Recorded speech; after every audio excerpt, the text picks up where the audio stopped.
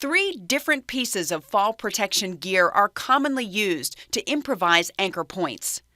The carabiner is a connector generally comprised of a trapezoidal or oval-shaped body with a closed gate or similar arrangement that may be open to attach to another object and, when released, automatically closes to retain the object. When a carabiner is used for a fall protection anchorage, the large end of the hook is placed around the structural member used as an anchorage, and the snap hook of the lanyard is attached to the D-ring on the pigtail attachment at the small end of the carabiner.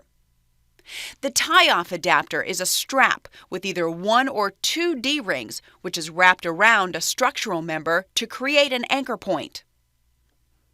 One design of tie-off adapter has a D-ring on one end and a sewn-in loop of strap on the other.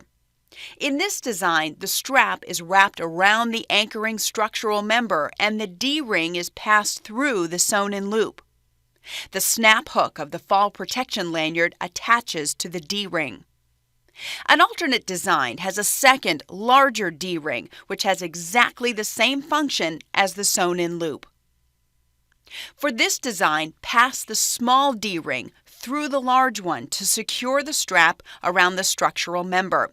Also, ensure that the manufacturer's label faces out so that the chafing protector on the strap is against the anchoring structural member. In both designs, the strap may be wrapped around the anchoring structural member multiple times to shorten potential fall distance.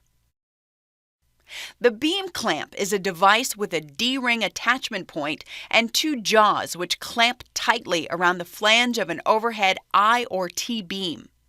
One design of beam clamp has a screw adjustment for the jaws, which allows it to be attached to vertical beams as well as horizontal ones.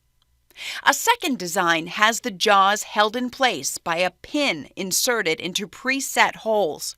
Because this design does not clamp the beam as tightly, this device is restricted to horizontal beams only.